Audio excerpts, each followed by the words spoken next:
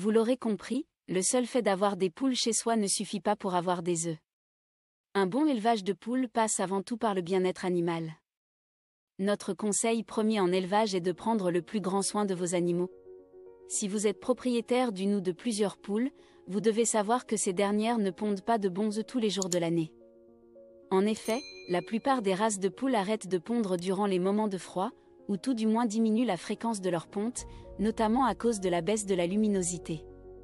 Des fois, cette diminution n'est pas due à la saison mais plutôt à un certain facteur que nombreux ignorent.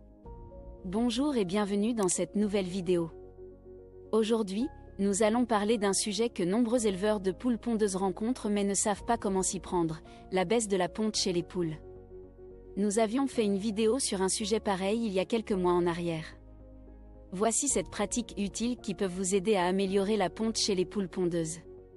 1. Utilisez les orties.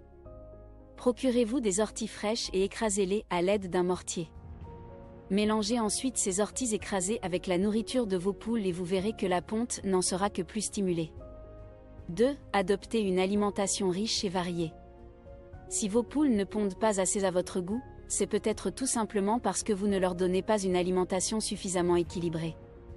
Pour remédier à cela, veillez à ce que vos poules se nourrissent principalement d'un mélange complet spécialement créé pour poules pondeuses. Vous pourrez également leur donner les restes de vos repas mais cela ne doit pas constituer leur alimentation principale. Par ailleurs, veillez à augmenter leur ration de nourriture quotidienne afin qu'elles puissent bénéficier de suffisamment de calories pour pondre. 3. Plus de lumière. Pour que vos poules puissent pondre, elles nécessitent au minimum 14 heures de lumière par jour. Laissez-les donc sortir de leur poulailler quand elles le souhaitent afin qu'elles puissent s'exposer au soleil. Vous pouvez également installer des lampes dans le poulailler afin d'augmenter la luminosité. Mais attention, une poule ne doit pas pondre tous les jours de l'année. Les périodes de pause, comme les saisons de froid ou encore la mue, lui permettent de se reposer, la ponte étant une activité relativement énergivore. 4. Une température douce. En optant pour des lampes chauffantes dans votre poulailler, vous pourrez faire d'une pierre deux coups. En effet, elles permettront d'apporter de la luminosité à vos poules mais également de la chaleur. Or, les poules ont besoin de chaleur pour pondre. Veillez donc à toujours maintenir l'intérieur du poulailler à une température moyenne de 10 degrés Celsius. D'autant plus que le froid a tendance à stresser les poules. Or, le stress est un autre facteur qui déclenche l'arrêt de la ponte. 5. Une bonne hygiène de vie.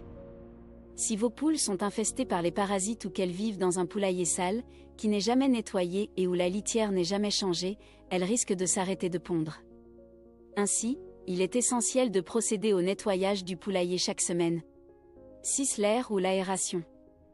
Dans les bâtiments d'élevage modernes, la bonne qualité de l'air est indispensable au maintien de la santé et de la productivité tant des personnes qui y travaillent que des animaux qui y séjournent. Pour parvenir à de bons taux de croissance et de production, il est bien entendu que les animaux doivent bénéficier d'un air de bonne qualité.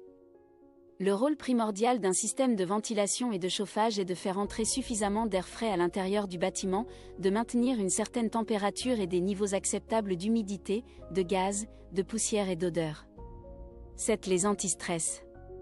Comment le stress peut-il affecter les performances zootechniques ? Le stress induit différents changements qui peuvent avoir des effets négatifs sur les performances zootechniques.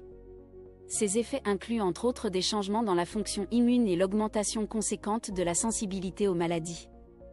Il existe différentes formes de stress, le stress thermique, le stress alimentaire, celui causé par l'environnement, etc.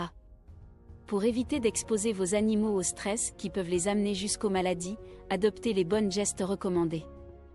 On dit souvent, qui connaît les problèmes connaît les solutions.